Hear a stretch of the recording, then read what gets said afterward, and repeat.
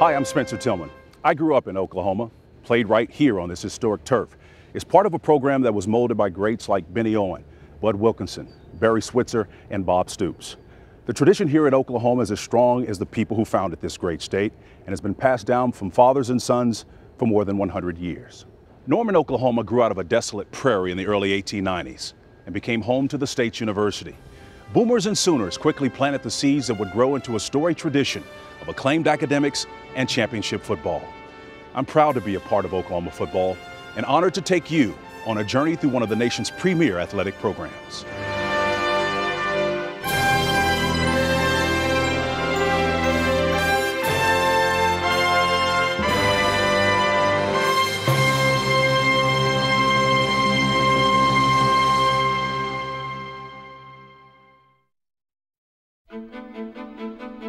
The gates of Oklahoma were swung open at noon today, and restless torrents of humanity began to pour over its soil.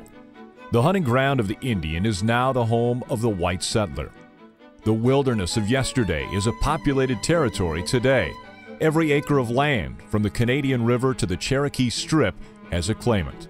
Every quarter section has its squatter. Around the borders and railway stations, whole colonies are camped on single quarter sections. The land office here is besieged by an army of eager, impatient men who are fighting and struggling for a chance to file the records of their claims. New York Times, April 22, 1889. The land was bare. It was a prairie, just like you would find in Kansas. There were no trees here. There was no one living here. There were no Indians. There were no white people. There were no settlements.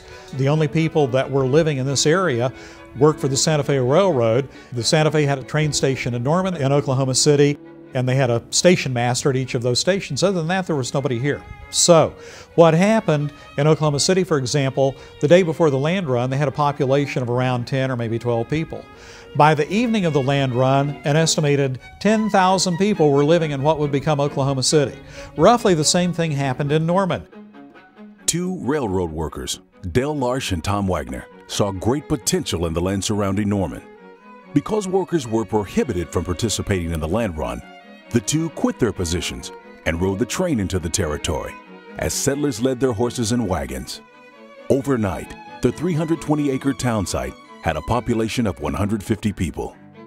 Knowing that it was unlikely that Norman would become the territorial capital, Larsh and Wagner wrote a bill to establish the territory's university in Norman. Even though Norman had yet to produce a high school graduate, the governor signed the bill on December 19, 1890, giving Norman a unique attraction to settlers.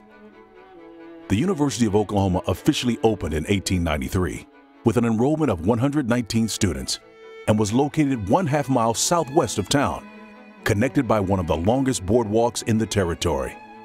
The university building was the pride of the new settlers, the lone two-story red brick building, standing alone on the prairie. Another 89er who came here and whose name we remember because there's a street just south of the campus named for him was Anton Klassen.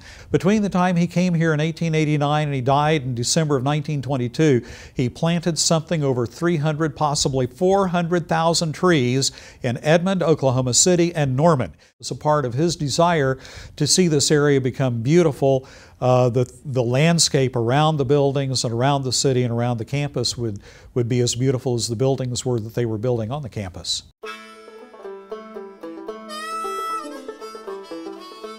After 2 years of recreational football on campus in 1893 and 1894, OU President Dr. David Ross Boyd sent a letter to John Hartz asking him if he would be interested in coming to the University of Oklahoma and organizing a football team.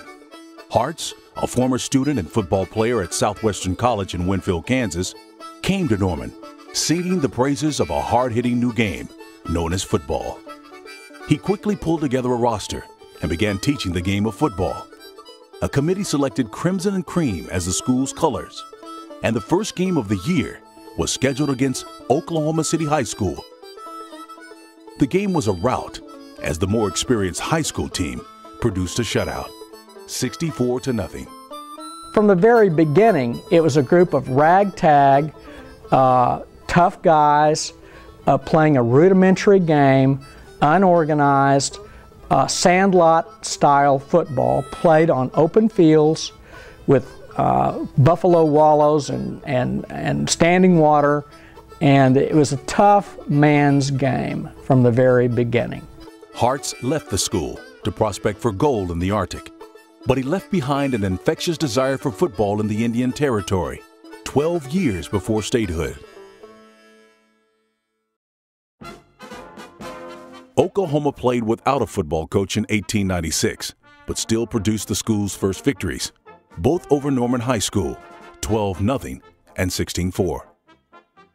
In 1897, Vernon Parrington was recruited by President Boyd to teach English and also was drafted as Oklahoma's second head football coach, in addition to serving as the athletic director, trainer, manager, and team publicist, all without additional compensation. It was an astute hire. Parrington, who later won a Pulitzer Prize, had learned the game in the vaunted Harvard program. A refined gentleman, the new coach was surprised to find players who were so short on equipment that they let their hair grow long to protect their heads. Guys would put on their rough work pants and their work boots and roll up their sleeves and go play. And it was a rough activity, lots of broken bones, bloody noses, and so forth. And you got to remember what kind of people were playing this game, what kind of people had migrated to Norman, Oklahoma. It was people that were pretty rough to begin with, that were willing to take a chance to explore. And this game appealed to them for just those kinds of reasons, because in early day football, the strongest survived. Kingfisher College served as Oklahoma's first collegiate opponent, as Oklahoma's 15 players traveled for the first time by train to Guthrie. What they would do in those days is the football games were the undercard to the oratory contest. So they would oftentimes load up and go to another place for to give speeches and do oratory. There were a lot of school chants that were born out of those same contests. And in this case, they went to the territorial capital of Guthrie for a contest, and they decided to also play a football game. And it was the first one against another college, against Kingfisher College, which is now defunct. But that game had a lot of personality to it. Early in the game, the referee had to stop the contest because, as you can imagine, the equipment was very primitive at those points. And one player had taken the elbow joints off of a stovepipe and had actually put those on both of his arms. And so he had injured players during the game. It was obvious that something was not quite right. So they stopped the game and made him remove those iron pieces from his arms. Then in the second half, the Logan County Sheriff had not been tipped off to the fact that a football game was going to occur, and few people had ever seen a football game at that point. So he shows up at the site thinking that some sort of a brawl has broken out, and he stops in and stops the game. And President Boyd was among the people who convinced him that this actually was an athletic contest and not a fight. And he allowed the game to resume, and he did so by firing his gun to start play again. And OU won that game 17-8. Most of the spectators, ignorant of football but well acquainted with steer roping, gave the battle a rodeo air by shouting from the sidelines, "Hold that steer! Ride to him, boy! Yippee!" Harold Keefe, Oklahoma kickoff. With 2 wins in the only games of 1897, the excitement for football was sky high across campus. Despite increasing interest, it was the oratorical contest and not football that was the university's major activity in those days. Before the contest, the crowds would chant, "Hi, rickety, whoop-de-doo, terragahoo, hullabaloo, you me, you me, you me, you, still water, stale water, muddy water too, A&M College is a stale water slough." These contests spawned the phrase "Boomer Sooner" and gave new life to the intrastate rivals that would soon spread to the gridiron. Although the 1898 Boomer Sooner phrase was catching on, Parrington's 1899 team donned the nickname Rough Riders after Teddy Roosevelt's Spanish-American War Regiment, a name that stuck for the next 6 seasons. The turn of the century brought great anticipation as Dr. Lawrence Northcote Upjohn introduced basketball to the university, and the Rough Riders played their first game against the more experienced University of Texas, who had been fielding the team since 1883. Using horse collars for shoulder pads, Oklahoma's only losses would come at the hands of Texas in 1901 and 1902. former player Fred Roberts returned to the program and was hired as head coach in 1901. At the time, it was not uncommon for coaches to step onto the playing field, and Roberts scored 2 touchdowns against Baylor as a player and head coach. Coaching football was not a viable career option at the time, and Roberts declined to return for the 1902 season, leaving the Rough Riders without a coach for their first 3 games of the 1902 season. The Rough Riders then embarked on a tumultuous 72-hour train ride to Austin. To them, it was an adventure. And while they had to have been weary when they arrived and play a game, then ride back on the train, it was an ordeal to those of us looking at it today. For them, it was a grand adventure. Oklahoma returned bruised and battered, with losses against Texas and the Dallas Athletic Club, but not without a head coach. During the trip, they hired Mark McMahon. It was a Texas Railroad team. It was the first game that they ever played, that OU ever played at the fairgrounds in Dallas. And they went down and played the game and lost, and McMahon recognized that OU didn't have a coach, and so when the game was over, he went over to the team hotel and interviewed for the job, essentially. He had a background playing at Texas, and Texas was more developed at that point and had a little bit more background in football. The players at OU respected his knowledge and obviously respected the fact that they had just lost to his team, so they decided to hire him, and they paid him $250, and he became the head coach. In 1903, Oklahoma managed a 6-6 tie with the newly named Texas Longhorns. The team was given a hayride and was paraded through the streets in celebration for not losing to either Texas or Texas A&M. They did, however, lose their coach at the end of the season, as McMahon moved to Durant, Oklahoma to practice law.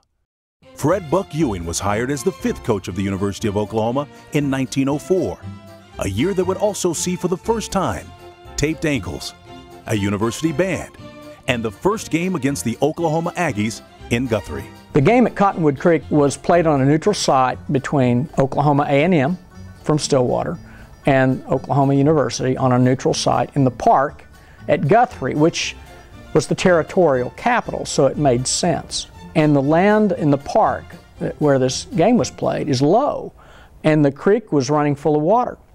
In a game where there is no end lines, it's possible to score simply by running the ball as far as you could before you got to the creek or to the street on the other end. The A&M punter goes into punt formation to punt the ball, kicks a high ball, and it blows back over his head toward the creek. And there's a mad scramble to recover the pigskin.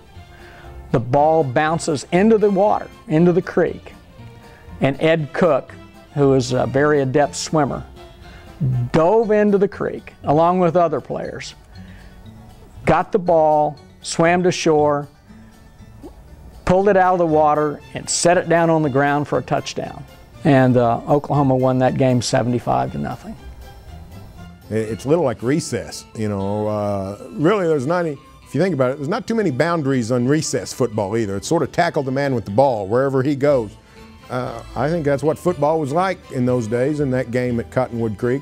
Tackle the man with the ball, and the ball was going down the creek, so everybody went in the creek. There weren't a lot of details. It was, there's the ball, go get the ball, and if it's ball's getting wet, you get wet. Every player for the Rough Riders scored in the contest, including the center, Roy Wagner, who took a lateral from the quarterback before diving in for a touchdown. The elation was short-lived as they lost to Texas 50-10. In what was the first ever matchup between the schools at the State Fair of Texas in Dallas.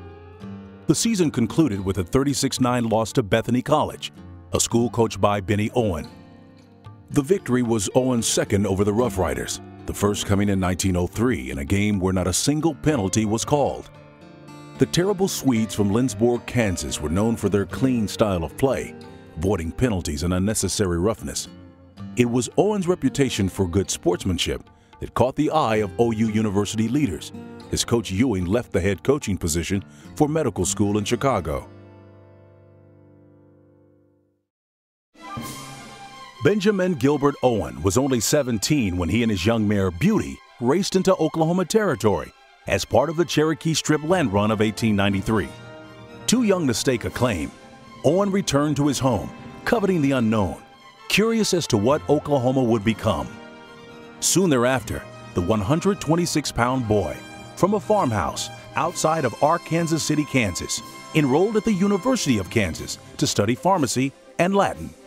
He also studied football and learned the game from one of its early day innovators. There he encountered Fielding Yost. Hurry Up Yost, one of the great innovators of the game of football.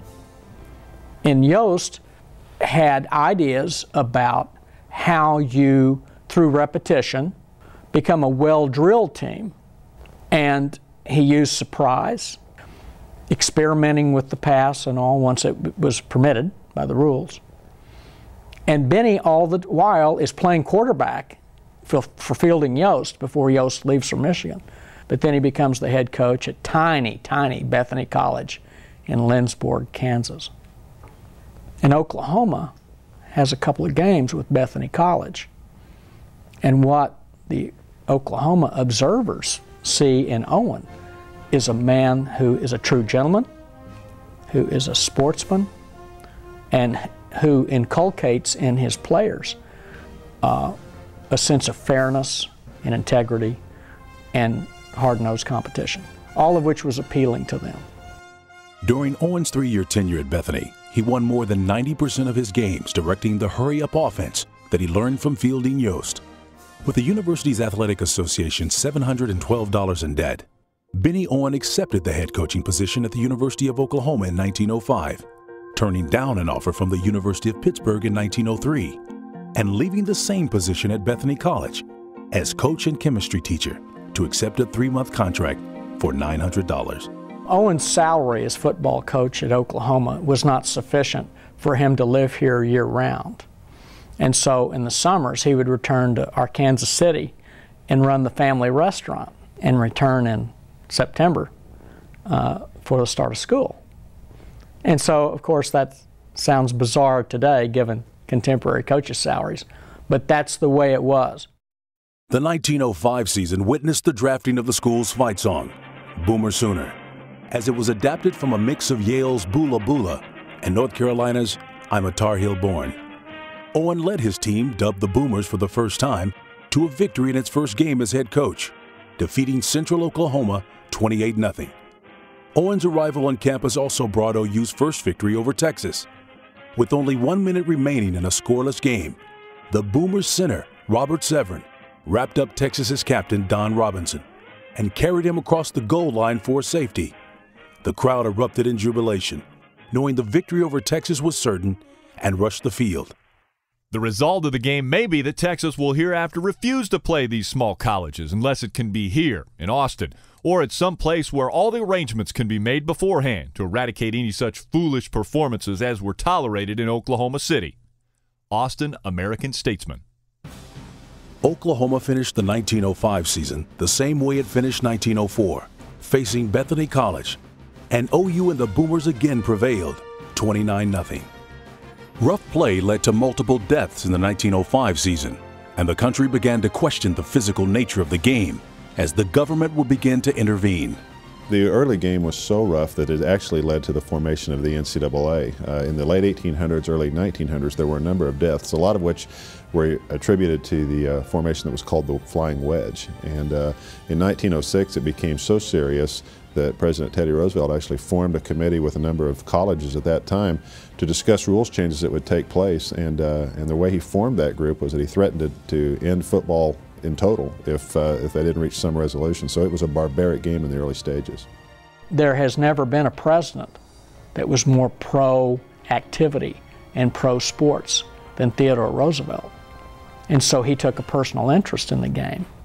He'd watched the game. And so 1906 is the first opportunity there was to document rules of the game that could then be distributed and adhered to by officials. And so what you find is rules that were intended to spread the field a little bit and prevent serious injuries. The most significant rule changes included reducing the length of halves from 45 to 30 minutes, and first down lengths grew from 5 to 10 yards per 3 downs. In addition, Tackling opponents out of bounds was prohibited, as was striking offensive players with the palm of the hand.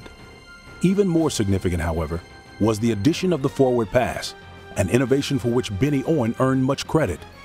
Most teams found the pass to be too risky and omitted it from their playbooks, but Owen forged ahead. The team fashioned a 5-2-2 record, a mediocre prelude to a gloomy 1907. The tumultuous year included the loss of a university president, a fire in the administration building, and a life-altering accident for Owen, just 2 games into the season. Benny Owen's life changed dramatically in 1907. It was a year that had a lot of turbulence and a lot of personal turbulence for him in that he and the local pharmacist, John Barber, had gone out to hunt quail. It was either the first day of the hunting season or very close to the first day. And they had gone out south of Norman, and they go out and have a day of hunting quail. And on their way back in, they're riding on a wagon, and one of the dogs shifts, and it's unclear whether it was just a dog that moved or whether the dog was actually going to try to jump off the wagon. Benny had his shotgun laid across his lap, and he moved to steady the dog, and when he did, the gun discharged into his armpit. And so obviously that's a very traumatic injury, and they immediately applied a tourniquet and came back into town. And the first doctor that they went to, and this is along what is still Main Street in Norman, it just so happened that that doctor also was out hunting quail that day. And so as legend has it, Benny then walked a block to the east to another doctor, and it was there that he was attended to. They nursed the arm along as best they could. It became obvious that it couldn't be salvaged, and a surgeon was brought in from Oklahoma City, and the arm was removed. So now every picture you see of Benny is missing an arm, and it was in a hunting accident that occurred. And the interesting thing about that is he only missed like 3 games. He was back very, very quickly after that happened. So pretty rough-hewn guy, and pretty tough to get through what was a very difficult accident. He had the arm of his coat pinned up, the sleeve of his coat pinned up, and he was back out there with one arm, coaching his players, giving instruction, doing his best with total disregard for his own limitations. He met his wife at a dance in Norman after he had lost his arm, and they married and had a marvelous life here in Norman, had 3 daughters, and so it never was a limitation. Toughness was expected from Owen's players, as he believed that conditioning, not protective equipment, would ultimately protect his players from injury. Each man furnished his own equipment, as Owen practiced his players rain or shine, accompanying them on cross-country runs as he carried a switch in hand for any players that fell behind. Charlie Wantland was a player who showed up early on to play on one of his teams, and Charlie had brought with him a football helmet, thinking that he would need it for practice. And when he went out to the field, he came up on the field and he saw that none of the players had on any equipment. So he stashed his helmet in a bush and ran out on the field, too embarrassed to take a piece of equipment with him. But Coach Owen's teams were fortunate, probably, they didn't have more injuries, but there was certainly a toughness element that went along with that.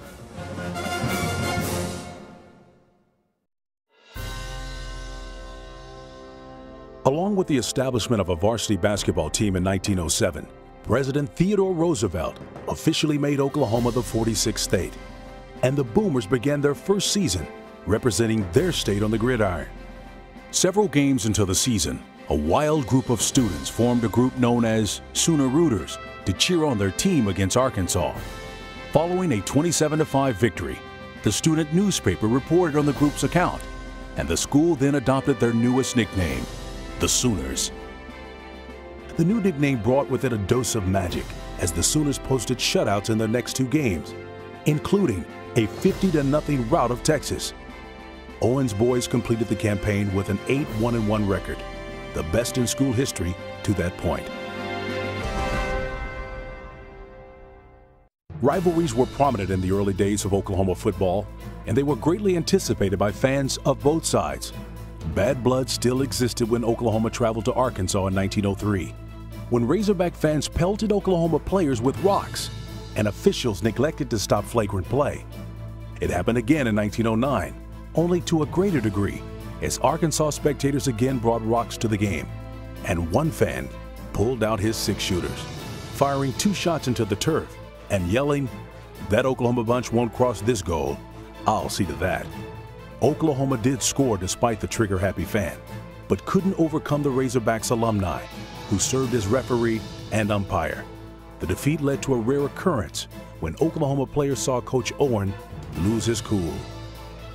We'll never play Arkansas in another game of football as long as you have this kind of setup. Benny Owen, October 30th, 1908. True to his word, the Sooners did not play Arkansas again until 1914, when the Sooners won 35-7. Football was gaining momentum in Norman, and improvements to the stadium began as a sprinkler system was installed and a ticket booth was added to the entrance. Theodore Roosevelt's Rules Committee blossomed into the NCAA and tweaked several rules affecting gameplay in 1910. The direct pass, a modern-day shotgun formation, was written into the rule book, and Owen infused the strategy in his own playbook.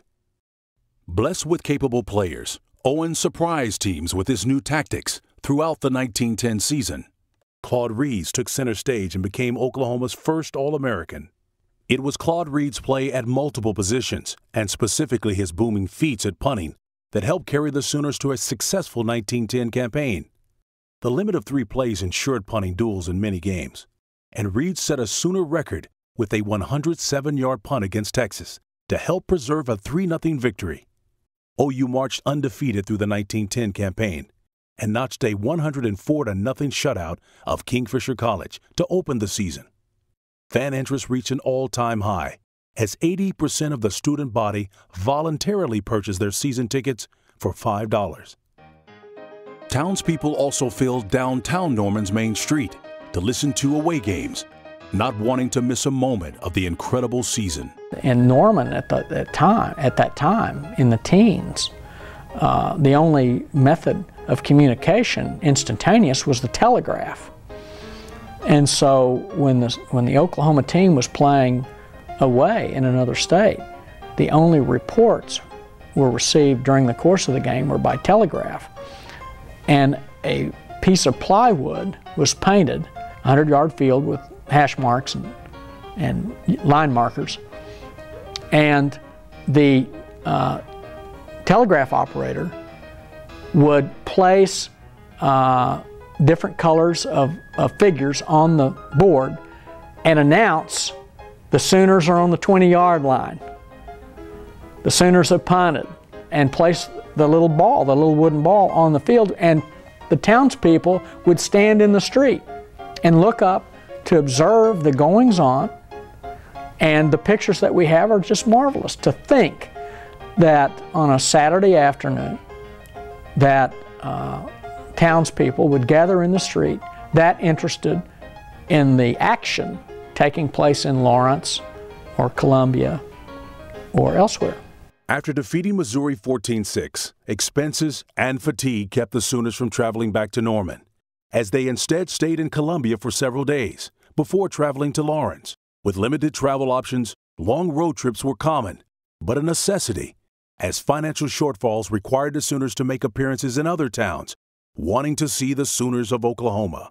And if you go back to the early days in the Ben Owen era, they'd schedule 3 or 4, if they had to play on the road, they'd schedule 2 or 3 games on the road where they were taking the train to the first game, then they'd take the train to the second game, then to the third game, and then back to Norman. Kansas had pounded Oklahoma for 8 consecutive years, outscoring the Sooners 126-9. The tide finally turned. The Sooners' 3-0 victory in a game of several field goal attempts ignited something of a common response, a celebration in the streets of Norman. There was often, after a great victory, a gathering of townspeople at the train station to welcome the team, and little celebrations. And there are examples where the team is loaded onto wagons and paraded down Main Street, followed by a motley crew of inebriated and sober fans and enjoying the moment. In 1912, Owen's up-tempo style benefited from rules changes that shortened the field to 100 yards, added a 4th down, and most importantly, opened the door to passes of any distance. The year was highlighted by a 21-6 win over Texas at Gaston Field on the Texas State Fairgrounds. After a disappointing 5-4 season, enthusiasm surrounding Benny Owen waned, although finances doubled from the season before, with profits reaching $6,945. That spring, Owen gained a bride in Nina Besant and a new university president in Stanton Brooks. Brooks became one of Owen's greatest proponents and actually spared him from a firing handed down by state legislators. Benny Owen by now was really establishing a football program, but it was early in the Brooks administration as the president of the university that somebody in the state legislature suggested that they fire a teacher at one of the smaller colleges because that teacher was being paid to teach piano, but the teacher was missing an arm. And the legislature said, how can you have a one-arm piano teacher teaching piano and they only have one arm? And somebody else said, you got a one-arm football coach down at the University of Oklahoma. How can he coach football with one arm? And so they recommended that he be fired. In 1912, Oklahoma had been a state for 5 years. And just imagine the kind of characters that were in that legislature and how meddlesome they would have been into personnel matters primarily at OU. Across the board, the debate over someone's interest in seeing a piano teacher discharged, then there was spillover on the one-arm football coach, Benny Owen, resulting in a law or a resolution for him to be discharged at the state's university. Benny never knew about this. Stratton Brooks, the president at the time, hired him back. But it speaks more to our rough and tumble politics in Oklahoma than it does to anything about Coach Owen, of course. The sport was evolving, and even though rules changes were being implemented to make the game safer to play, the tough and gritty attitude of the players was not washed away. Sabe Hott, who was the only player to wear a helmet in the 1912 season, suffered an awful accident before the 1913 season. While working, not related to football, a nail ricochets and hits him in the eye, and he loses an eye in the process. His family obviously does not want him to play football again, but he forges on and goes out and plays football. And so what he would do during the games was he would take out his glass eye, wrap it up, put it in his locker, and then he would wrap gauze around his head and take the field that way. So you can imagine what a sight he would have been running out on the field. There were 3 Hotts on the team when his brothers came out to join him as well. There was a need for more linemen, so they became known as the Terrible Hotts. So another story of the toughness of the early days of Sooner football. The Sooners lost just 2 games in the 1913 season to Missouri and Texas. And although not nationally recognized, Oklahoma was developing some of the greatest players in the country. Get your morning paper, Morning Star, read all about it. Latest football scores. Before 1960, the Eastern press, mainly the New York newspapers, were the equivalent of today's ESPN. They sort of formed the agenda. They formed the opinions. They told you what was important and who was important. The Eastern press was not all that interested or knowledgeable or anything else about Oklahoma or its football team. You know, people like Walter Camp, people like Grantland Rice, people on the East Coast, they were not closed-minded. They were open. You know, OU had All-Americans, OU football All-Americans in the teens, 1913, 1915, with Claude Reeds and Spock Geyer. But you know, there's no reason to take a hard look at a place like Oklahoma when you had Harvard and Yale and Army and Navy, and then later Notre Dame and Michigan and all these places that were easier to get to, a lot more established. It just takes time to build that name and that recognition, but eventually it came. With Reeds finishing his eligibility, Owen would not have to wait long for his next star, Forrest Spot Geyer, to step onto the campus in 1914. A product of Norman High School, Geyer earned his nickname Spot because of his natural ability to throw the ball on the run and hit any receiver on the spot. Owen's aerial offense, a fast but light team that averaged just 158 pounds, led the nation in scoring with 431 points. The 20th anniversary of Oklahoma football could not have been scripted any better. an undefeated season, the inaugural Southwest Conference Championship, an All-American winner in Geyer, the 100th win in Oklahoma history, and an incredible victory over the University of Texas.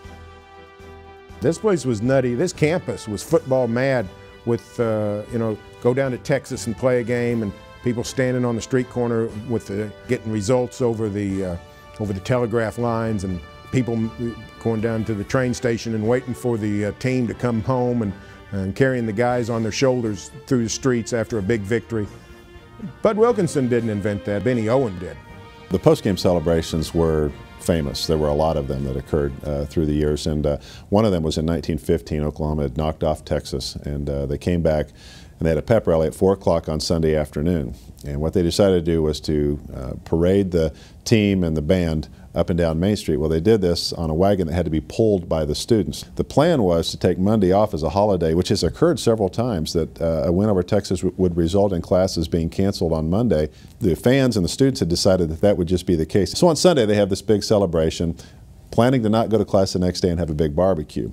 Well, President Brooks decides that the barbecue is okay, but it's not okay to take the day off from school. So Brooks, who was pretty savvy on things like wagons and buses because he had grown up on a farm in Michigan, had the wheels and the axle on the wagon ungreased, so that when they pulled this team up and down Main Street, it took quite a yeoman effort to get there. The students were so exhausted they were too tired to protest about the lack of a holiday.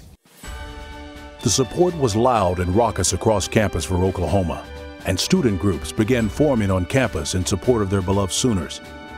One group in particular established their storied tradition in 1915. Their name credited to a local Normanite. The name began at an OU Oklahoma A&M basketball game in 1915. They were a bunch of primarily OU football players who were in the stands making a lot of noise, taunting the OSU players, or the Oklahoma A&M players at the time. And a woman stood up and said, "You roughnecks, be quiet." And at the time, roughneck was basically a term used for carnival hands. So you can think of the Roughnecks as kind of an artifact of the 1920s, the collegiate experience of stuffing pledges into a phone booth and eating goldfish. And there were a lot of different organizations like the Roughnecks on campus in the 1920s when the Roughnecks really got started. But the Roughnecks' survival really goes along with the ascension of OU football. The undefeated season beckoned calls from Kansas and Nebraska, looking to hire away the popular Owen.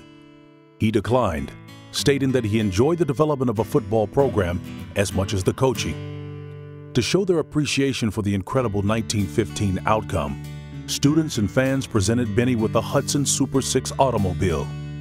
Owen put the new roadster to practical use, using the lights to illuminate Boyd Field so he could practice long after dark in the 1916 season. The Sooners were lackluster in conference, tying for third place with a 6-5 overall record, as football took a back seat to the terrible conflict that had broken out globally, World War I. Before the 1917 season began, 13 of OU's 20 returning players left the team to enlist. The young Sooners got off to a quick start with a 99-0 pacing of Central Oklahoma before a record-setting 179-0 win over Kingfisher College. In that game, kicker Arlo Davis split the uprights with 19 extra points. As the roster depleted slowly, the team crumbled, finishing the season 6-4-1 and leaving Owen searching for answers.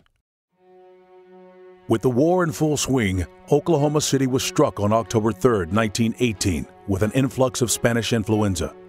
Some 1,000 cases were documented in just 48 hours. The outbreak caused several games to be canceled, including the annual matchup with Texas. The Sooners won every game they played, but the shortened schedule prevented the team from being awarded their second Southwest Conference championship.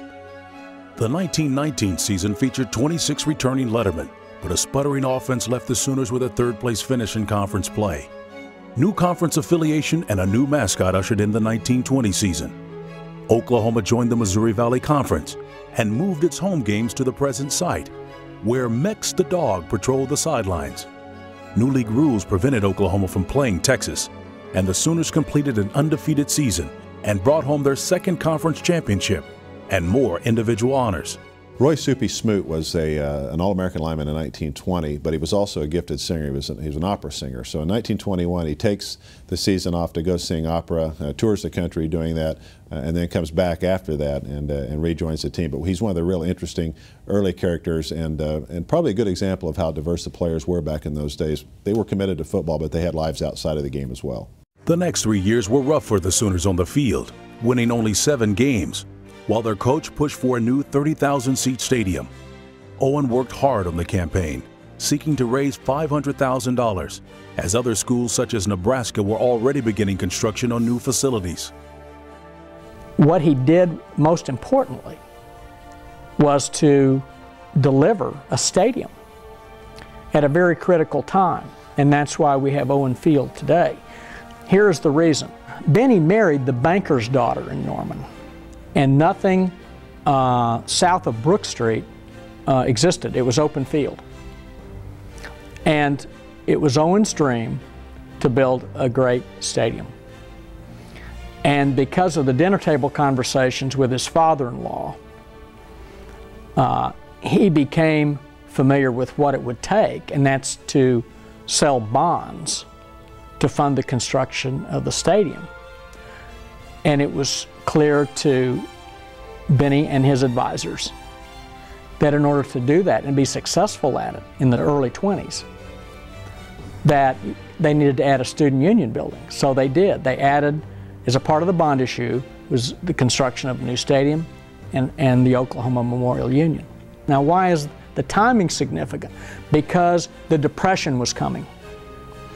Had Benny Owen not had this vision to deliver a great stadium, and had Benny Owen not acted when he did, it may have been after World War II before Oklahoma had a football stadium of any stature at all.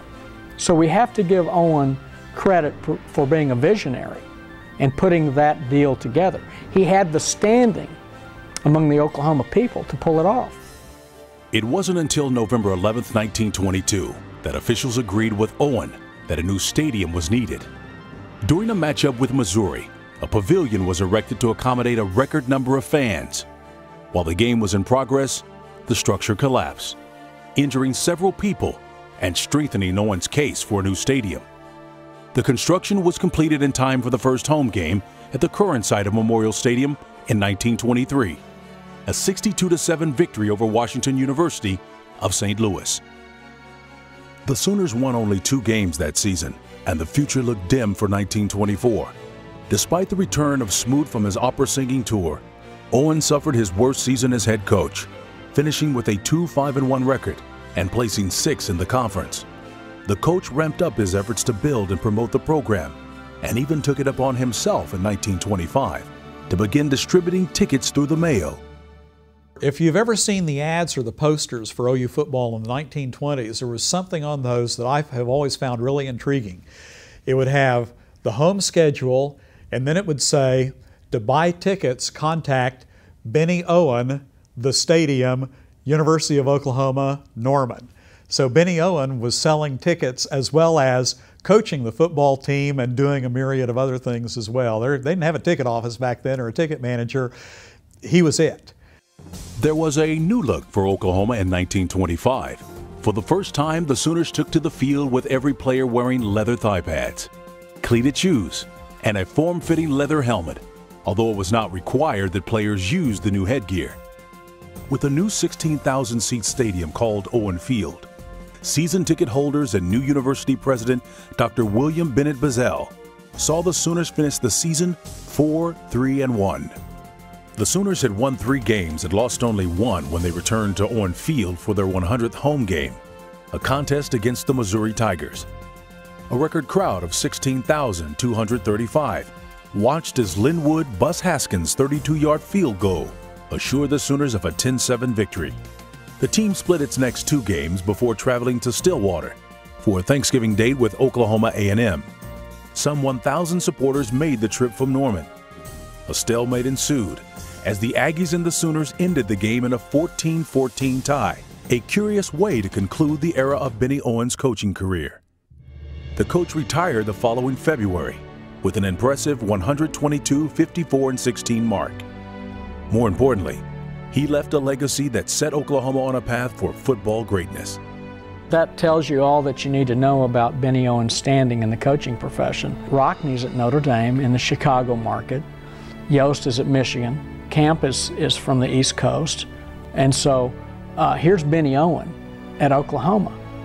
Now, how likely is it that a coach at Oklahoma would be included in that company? It had to be a man of immense stature in the coaching profession. Oh, Benny Owen, I just want to say this about Benny Owen. Benny Owen was a great man. He had a great character.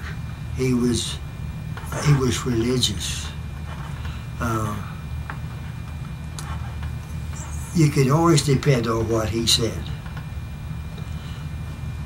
And I think that is the reason that we had a pretty good football team while he was coach, as I was playing under him. Hard pressed to find a story of a man who more embodies Oklahoma in the first 50 years of our existence than Benny Owen.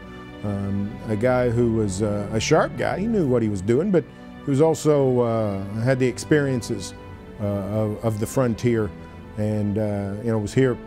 Came in 1905 to coach a little football, and stayed, on the payroll almost half a century. So, I mean, he's a guy that lived it all, and from the hunting accident that claimed his arm to to the formation of the stadium that still sits where he planted it. I mean, he's a landmark, epic figure, not just in OU football history, I think, but in university and state history. Benny Owen stayed on staff as athletics director to oversee the program. The state and OU football fans wondered if the program could maintain Owen's high standard in the hands of a different coach. Bethany College again provided Oklahoma's next head coach when Benny Owen hired Kingfisher, Oklahoma native Adrian "Ad" Lindsey. Lindsey's first season was highlighted by a trip to the Windy City and a 13-7 win over the University of Chicago, coached by legendary Amos Alonzo Stagg. It was the first victory by the Sooners over a Big Ten Conference opponent, but was also one of the few highlights of the season. OU won just 2 more games. The offseason again brought change in conference affiliation when the Big Six Conference was formed. Also that year, the Sooners lost perhaps their best four-legged friend. Mex the dog was almost like a cheerleader. He'd run up and down the sidelines. He'd bark at our players. He'd bark at the opposing players, growl at the opposing players. And literally, he was just like a cheerleader. And because he was a dog, and because we all have affinity for pets, and particularly for dogs, he was adopted by every football player on every football team during the time that he was here. The team took a trip up into Kansas, and it was on the train, and they had made a stop in Arkansas City, Kansas. And when they got back to Norman, they realized that somewhere along the way they had lost Mex. Well, he was back at the depot in Ark City, Kansas. So they had to go retrieve him.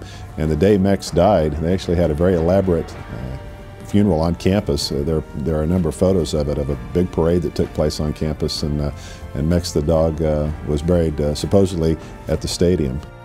Capacity of Owen Field grew to 30,000, and pressure to fill the stadium mounted on the shoulders of second-year head coach Ad Lindsey. Tom Churchill returned to the team from the Summer Olympics in Amsterdam after placing 5th in the decathlon. But the Sooners were mediocre again, finishing with a 5-3 mark. The start of the 1929 season began well, but slowed with a tough loss and the fall of the stock market. Oklahoma shut out Creighton 26-0 in the opener, but then dropped a 21-0 decision to Texas at Dallas after signing a 10-year contract to play at the State Fair. 5 days later, the stock market crashed, and the world watched $30 billion disappear as the Great Depression began. The Depression was a problem, but in central Oklahoma, the Depression wasn't as much of a problem as you might think. And the reason for that was oil. For years, oil, much of it on Indian lands, has been the backbone of Oklahoma's wealth. Today, modern oil derrick forests have encroached upon the very capital in Oklahoma City. In 1929, they discovered oil in South Oklahoma City, and then in 1930 through the mid and late 30s, they were drilling oil wells all over central Oklahoma, and so men had full employment. They could get jobs working on the oil rigs as tool pushers or whatever. Lindsey's teams failed to score a point in the final 3 games of the season, as his players were outmatched and overpowered. Fans expected improvement in 1931, when the Sooners faced a long 12-game season. But the team achieved just 4 victories, and the first losing season since 1924. Lindsey's detractors began to call for change. You'll often hear in athletics, don't follow a legend, and he kind of bears out why you don't follow a legend. Things didn't go particularly well for him, and after the team suffered through a tough season in 1931, there were a group of lawyers in Oklahoma City that started to circulate a petition for not only the removal of Lindsey, but also Benny Owen as the athletic director. The players were very loyal to both of those guys, and the football players turned the whole petition idea around and started to float their own petition, which was worded mockingly similar to the one that the lawyers had written. The players started to circulate a petition to call for the ouster of the debate coach and the chair of the public speaking department. It was viewed obviously as more of a joke than anything else, and the protest fell on deaf ears, and in March of 1932, Lindsey was out as the head football coach. Owen turned to Vanderbilt assistant Lewis Hardage as the 8th head coach, well aware of his uphill battle, proclaimed before the game, "I aim to give Oklahoma a team that it can be proud of, even in defeat." Lewis Hardage, October 1st, 1932. Unfortunately, Hardage had the opportunity to make good on that promise. The Sooners lost more games than they won in his 3 seasons as coach. The Board of Regents responded by overhauling the program. Hardage was fired, and Benny Owen graciously stepped down as athletic director. Lloyd Noble, an oil baron from Ardmore, Oklahoma, and a newly appointed regent, took the lead in achieving the new order. Noble approached Lawrence "Biff" Jones, even offering to pay $2,500 of his salary to justify his move to Oklahoma from Louisiana State University. Jones, disenchanted with the interference he had experienced at LSU, accepted. He was a hard-nosed military man who demanded discipline and respect from his players during the grueling practices throughout the Dust Bowl era. "We'd practice in dust storms so thick you couldn't see the sun. By the end of practice, we were covered in thick dust." Gene Corrado, 1935. Jones's first team shut out opponents in its first 2 games of the 1935 season, beating Colorado 3-0 and stomping New Mexico 25-0. The new coach implemented the wingback system to help strengthen OU's running game. Led by J.W. Dub Wheeler, a lineman, OU rushed for 1,748 yards to finish the season 6-3, its first winning campaign since 1930, and most victories since 1920.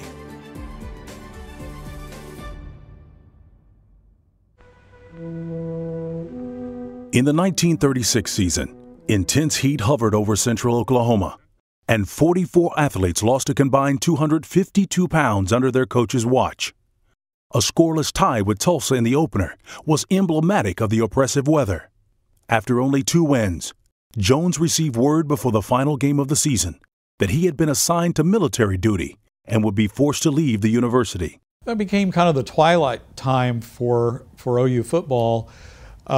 That continued through Biff Jones, and then when he left, one of his assistants, Tom Stidham, was promoted to head football coach, started rebuilding the program, and then the World War II came along and things kind of changed again, but that was a function of World War II. But I think that if you look at the period between the end of the Benny Owen era and Tom Stidham taking over the program, those were the waning years, the twilight years, and then when Tom Stidham took over the program, he started building it back into what Benny Owen had created back in the teens and 20s. Stidham was determined to rebuild the Sooners' reputation on the field, and with the increasing popularity of film cameras and radio, America was able to witness the rise firsthand.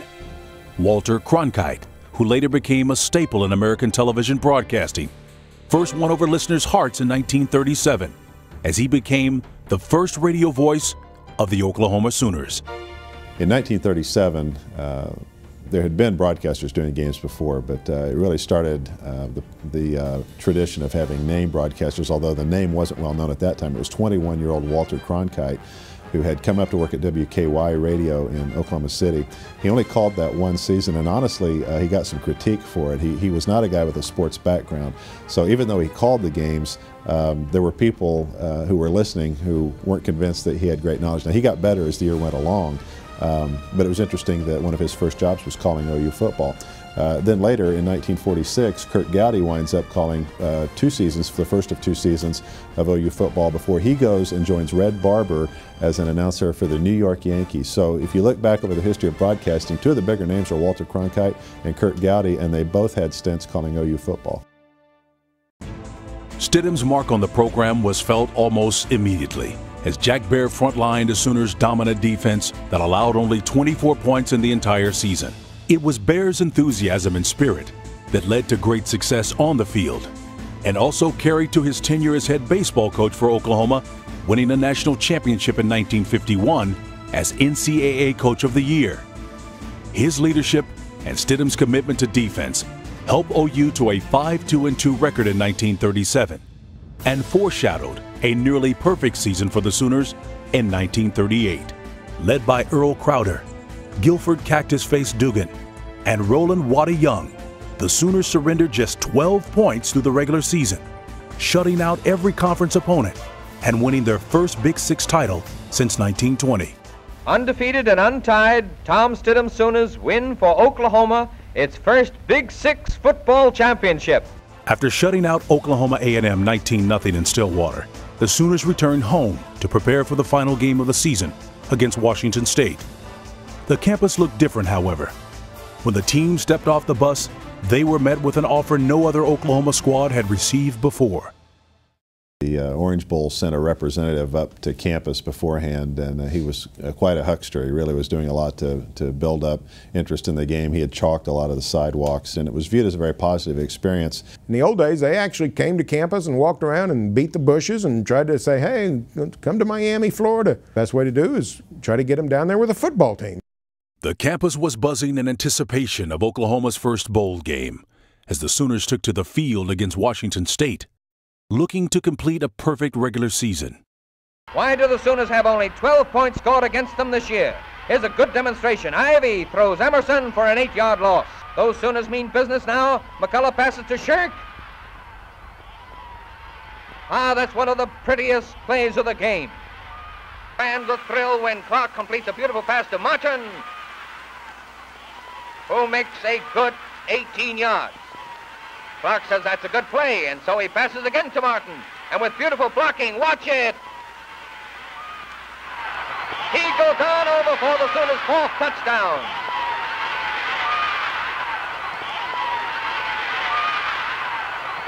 With Clark holding the ball, Boudreau kicks a perfect goal for the extra point, and the game ends. Score Oklahoma 28, Washington State nothing. The team was excited. I mean, it was the first bowl bid, and there had been a lot of talk about bowl games, and Oklahoma had not played in one, so it was a big deal. They went down and played a very good Tennessee team and didn't win the game. But what was more troublesome about the game was the nature of the game itself. It turned into almost a glorified fist fight. There were 220 yards in penalties assessed against the two teams. 2 of Oklahoma's better players were ejected from the game. Tennessee had players ejected from the game, and it really is remembered as a game for how ugly it was.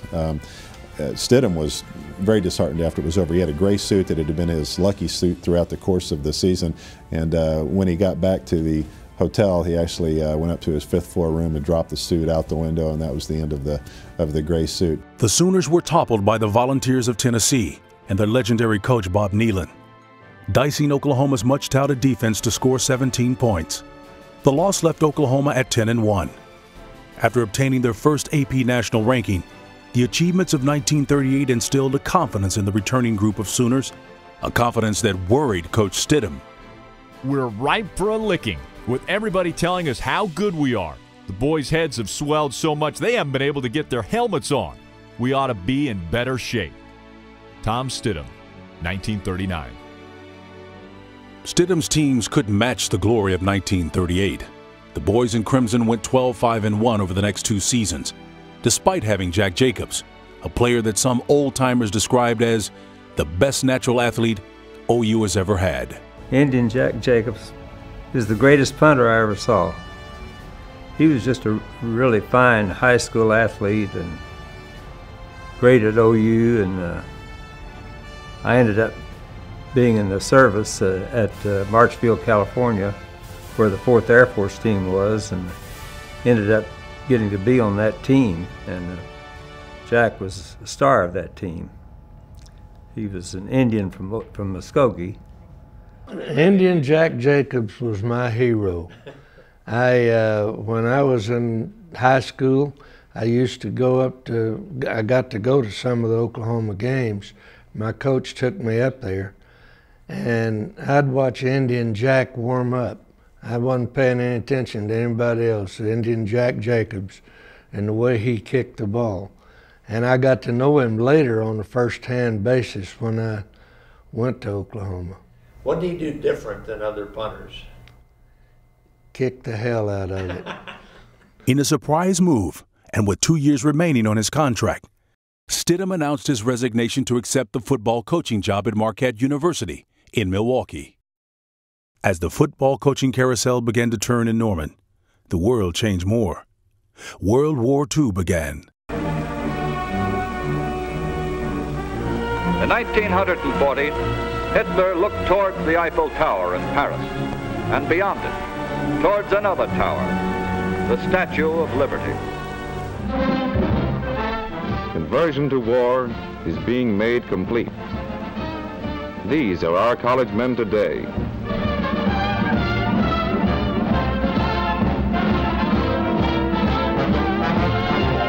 Technically skilled, fully trained, graduating into a world at war.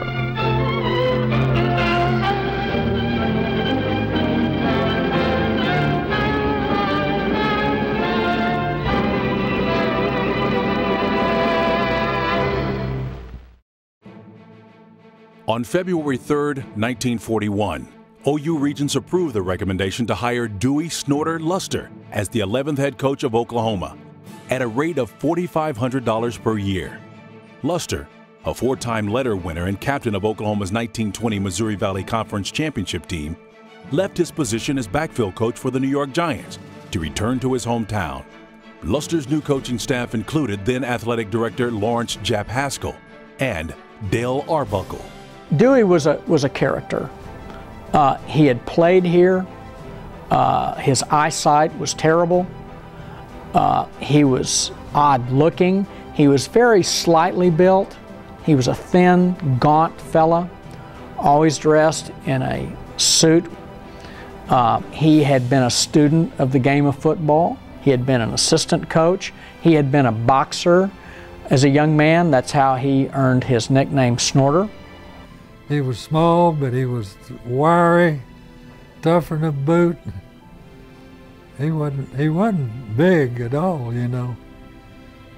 And he's just a good old time coach, and so was Dale Arbuckle, his assistant. I was his top assistant. And on the weekends, I sat up at the press box. My telephone conversations with him. Snorter couldn't see. He really didn't know what was going on out there. So God and I were Snorter's eyes during the ball game. But Snorter was a smart coach. But on Saturdays, he was this all alone. He had an unusual set of circumstances. He didn't have to go out and recruit football players because the Army and the Navy were sending guys through accelerated university programs, and a lot of them were athletes. And so during Snorter Luster's era, during World War II, he had any number of great athletes playing here who were only going to be here for a year or two before they went off to do their service. Senior Indian Jack Jacobs led the Sooner offense and a new A formation that Luster brought with him from the Giants. Jacobs averaged 47.84 yards per punt, and the athletic abilities of the senior class led Luster to coin a new term for his upperclassmen, the Big Red. Their dominance on the field also carried over to the locker room. Freshman team, I remember playing against the varsity. They got all upset if you tore them up, blocked them too good, but you were trying to make the team, you know. You had to join the Blub Blub Club, and that meant the freshmen went in where the toilets were, and they grabbed your head, shoved your head down in the toilet, and flushed it, and you had to say blub blub 3 times. It wasn't long before Snorter and his team met up with former OU coach Tom Stidham. He brought his Marquette team to Norman during the 1941 season and absorbed a 61-14 blowout at the hands of Snorter's Big Red. Oklahoma went undefeated at home that year, but was less successful on the road and finished at 6-3. 2 weeks after the final game, the Japanese attacked Pearl Harbor, sending America headlong into the war, along with 22 OU football lettermen and all of Luster's assistant coaches. Despite depleted lineups on both sides of the ball, Luster was able to coach his team to victory, winning consecutive Big Six championships in 1943 and in 1944. He wasn't successful, really, as a coach in terms of wins and losses. He wasn't that successful. But you have to understand that he was a coach here during the war years. In 1945, Luster's last season, we lose in Stillwater to the great Bob Fenimore in Oklahoma A&M, 47-0. And that was really the effective end of Luster's coaching career. As the war ended and troops began to return home, the Sooners began to rebuild their football roster. Sadly, not all Sooners made it back to Owen Field. Waddy Young was the first consensus All-American at OU and went on to be a war hero. I mean, he was, when he was on campus here, he did a number of things. He was a boxer, a wrestler, a great football player, obviously. But so often you'll hear that someone will suggest, well, we should retire this number or that number, and there's never been a number retired at OU. And so you wonder, well, where do you start? Well, maybe it's with a war hero. But people don't remember the war heroes from that long ago. And Waddy Young was truly a war hero. He was killed on a bombing run during World War II. And he was a very significant in bombing raids that were made during World War II, and obviously was very significant to OU football as well. But I think he's one of those characters that over the years has perhaps been forgotten a little bit, and that's too bad, because if you look at what he did as a player and what he did for our country, he's someone whose name should be remembered for all times on this campus. The daunting task of rebuilding the university's football team, putting students back in the classroom, and providing housing for returning veterans landed on the desk of newly appointed President George Lynn Cross. Snorter retired after the 1945 season.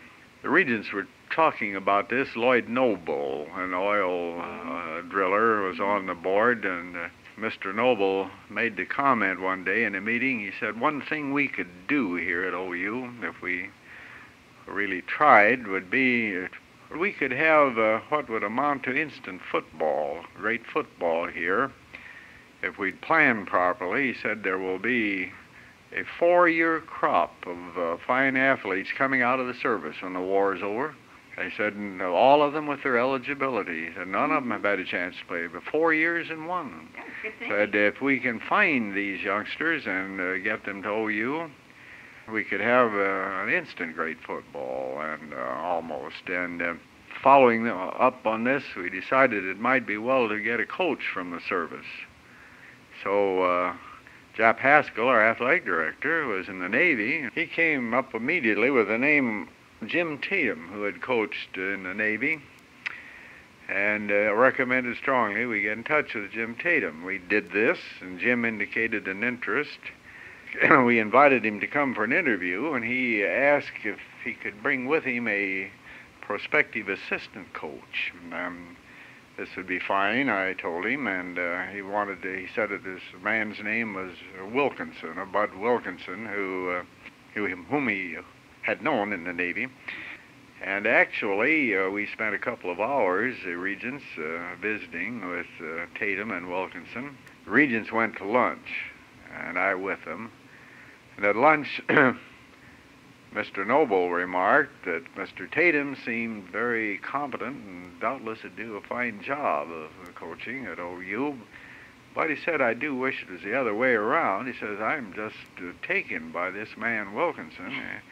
Said he's such a personality, and said, I wish we were interviewing him for head coach and Tatum as assistant coach. And they got to talking then about the ethics that would be involved in offering the job to Wilkinson, and asked me what I thought, and I suggested that the institution could not ethically offer Wilkinson the job, and if Wilkinson would consider the job after having been brought there by Tatum, that he wouldn't have the ethics I'd want in a coach. So we solved the problem by deciding to offer the job to Tatum but make it a package deal, both of them or no one. And that way we'd get Wilkinson. In the meantime, though, I wired Tatum to this effect and told him that it was both of them or nothing. He called me by telephone. In the meantime, Wilkinson decided he wouldn't coach. He was going up to Minnesota and going to the real estate business with his father and brother. I said, well, I'm sorry, Jim, that all I am authorized to do is just offer the two of you a job. I said, you'll have to work that out yourself. So he got Wilkinson on the line and got Wilkinson to agree to accept the job to help him get the job, and told Wilkinson that he could coach during the fall and resign after the season was over and everything be fine. Tatum, to me, I think he probably, I got to give him credit for starting OU on big-time football. The stories are legion about the literally hundreds of players that were called by Tatum to come to Norman to try out in '46 for the Sooners, because there were no rules on tryouts, and there were a couple of hundred at least that rode the bus, rode the train to Norman, tried out for the team, were offered a spot on the roster, or were sent packing. And the great line that I remember is one young man's quote at the time saying, I've never seen so many suitcases coming and going in all my life. There must have been 500 players came through that period. War veterans, you know, and very, very few high school players. They had a summer practice where they had well, they'd have 6 or 8 squads, and they culled guys from that, and then in the fall they came back with the nucleus of who they had culled the team from during the summer practice. Before the war, it was well, just, you know, straight vanilla. It wasn't professional feeling or anything, and they're rough, tough, and just flat dog eat dog out there in scrimmages. And after the war with Bud and Tatum both, there was more finesse, more, it wasn't that type of football. It was just, well, that's when they started to split T, you know, and Bud broke out and took a while for other teams to get on to what was going on that T formation. Because it was just amazing. You'd line up, you'd split. If you'd split out a yard, well, you'd move on out another yard. If he followed you out there, well, just keep following. And that T formation was so quick that it was just a lot more finesse in football after the war than it was before the war. Tatum gave the university what it was looking for: quick success. But it came at a high cost, as the coach spent his entire $125,000 budget before the first game. His plane is about 10 minutes away from the airport. Team travel contributed to his budget problems, as Tatum took his Sooners on a rare trip through the air on 2 planes to play defending national champion Army in New York. He placed his first and third string players on 1 plane, while keeping his second and fourth string squad on the other, in an effort to ensure fielding a team in the event one of the planes failed to complete the trip. Traveling by air in the 1940s and really up till the mid or late 1950s was exclusively for the rich and famous, because air travel was virtually prohibitively expensive. So the idea of flying from Norman, Oklahoma to New York City in 1946 was absolutely astounding. People just would read that in the paper and be in shock and amazement that they were going to do that. We went to play Army the first game. Tatum was coach. But Bud came in there, and we had a squad meeting, you know. We were going to play Army. We were going to stay at the hotel pen and have dinner at Cafe Rouge. Bud said, "Now, you know you're at Oklahoma University, and you're noted to being a rough, tough football team, but you can also be a gentleman and be a football player, and you can act and dress like one." And he just turned around and walked out. You'd be amazed how that affected, because here we got a caption when we got off of the airplane in New York City. I never will forget it. It said, "The finest group of young men just arrived from Oklahoma." Like I said, a bunch of them never had been on an airplane before. And when we went up to eat, they had 7-course dinners. And we didn't know how to eat 7 courses. We was usually throwing wet napkins and stuff. That started us going, and we did act a lot different than we did before the war. The Sooners lost a tight battle at Army 21-7, but fired a shot that was heard around the college football world. The team went undefeated on Owen Field and finished 8-3, behind the leadership of All-Americans Buddy Burris, Plato Andros, and John Rappes. Another bowl game came calling when the Gator Bowl invited the Sooners for a date with North Carolina State in Jacksonville, Florida. As the team prepared for the game, rumors began to spread that Tatum was entertaining overtures from other schools.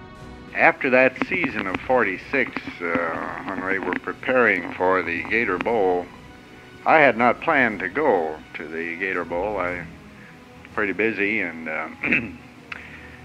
I got a call from this same Mr. Noble on the 30th of December, and he told me he had heard some disturbing news that the coaching staff, Mr. Tatum was going to take the coaching staff after the Gator Bowl game up to the University of Maryland for an interview.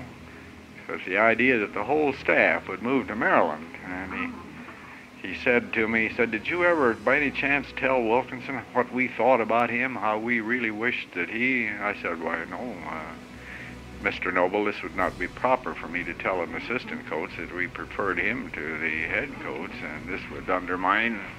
And he said, "Well," said, "could you go to Jacksonville and offer him the job in case Tatum," he says, "I have it on good authority, I don't know that it's true, but if it is true, offer him the job. If Tatum is leaving, offer him the job at OU at a salary of $10,000 a year."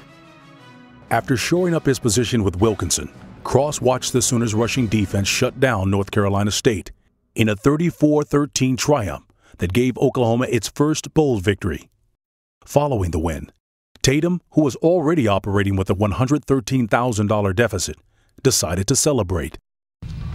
And of course everybody was happy. So Bill Cross was the business manager. Tatum asked Cross for the check on our guarantee, and he cashed it. And he took most of his football team to Cuba. You know, hell, they went all over Florida. And he spent the whole damn works. As we know, for the older players, most of whom, not some of whom, most of whom were married by 1946, expected to be rewarded somehow. And that's really a part of the story of the trip to Havana. Then when he came back, Lloyd Noble was in president of the Board of Regents, and he asked Bill Cross, who was a business manager and with the team, for a report. Expenses. He says, I can't give you one. And he told him what they did. So Lloyd called Tainborn Carpet. And then he says, you know, with that kind of finance handling, we can't use you anymore. And he went to Maryland. And of course, Jeff was fired too because he let it happen and he was asking. Although not how he planned it, President Cross had the head coach that many wanted a year earlier. And the expectations soared as Wilkinson's first season as head coach approached. I think there was a sense of the unknown. A new coach who's never been a head coach, who had that regal bearing and organizational skills. And you have to understand that Wilkinson represented the ideal in a post-war culture that looked up to this tall, lean, well-appointed, articulate man. He was the ideal. He wasn't just a football coach. He represented a standard to which many Main Street businessmen in the state aspired. In the end, I think he saw the opportunity, the passion for football, the football players that were going to be sophomores and knew what they were doing. And I think he saw the opportunity that he was on the verge of something special and remarkable and gigantic. It turns out to be the best thing that ever happened to Oklahoma football and the best thing that ever happened to Bud Wilkinson.